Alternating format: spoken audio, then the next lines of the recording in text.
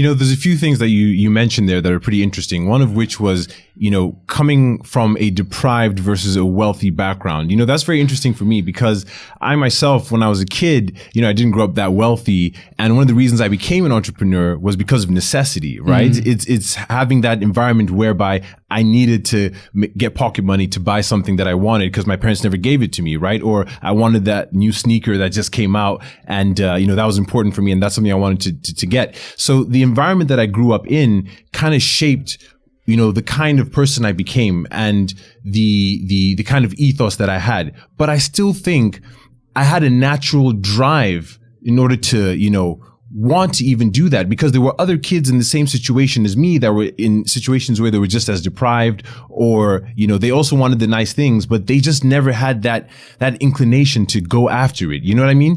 And then I also think of people that are in wealthy, scenarios or situations. And I think about the fact that they can afford to take risks because they come from a wealthy background. And we know a big part of being an entrepreneur is having the freedom to take on risk, right? If I'm working 9 to 5 or if I have a tough situation, I have obligations that don't give me that freedom to either be creative or to actually take on that risk. So let's talk a little bit about, that background that you mentioned, whether it's between 0 to 18 months or even, as early as before 10 years old, but, the sort of formative years as you're growing up.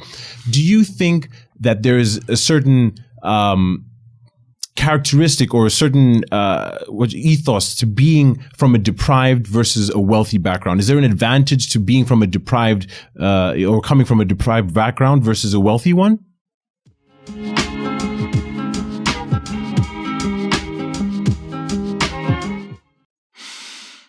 The advantages and disadvantages come at different stages of life. So there was a Medium post that I read a couple of years ago, and it was of an entrepreneur who said that his privilege gave him an advantage as an entrepreneur because when he wanted to start up his own company, he could go to his wife's aunt who had some money, and they had some money because they were able to buy property at a time when other people in the country couldn't buy property because of things like redlining and so on. So then he said that after they had set up and they wanted to scale some more, that he could then go to his cousin who similarly had a privileged background because of the last few decades of kind of social and political narrative that enable them to do things that other ethnicities in the States couldn't do, right? So in that regard, he saw himself as privileged because of his heritage, right? Okay, cool.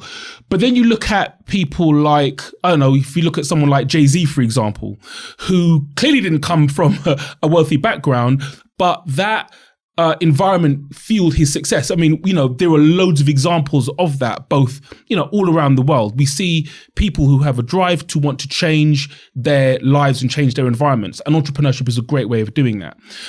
So I think that it swings around about. It's not really a clear cut perspective on this issue. But something you said earlier, which was you believe that you had a natural inclination. How do you know it was natural? And how do you know it wasn't influenced or taught in some way, knowingly or unknowingly, by something you'd watched, read, a teacher, a mentor, someone in your family? Because most of us can't remember prior to, I don't know, when we were 3, 4, 5 years old, right? That's a long time for you to be influenced.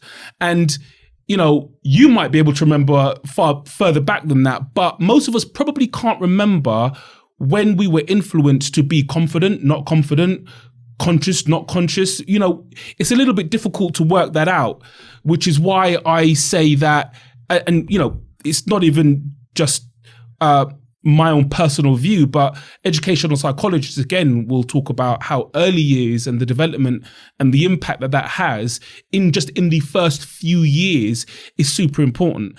My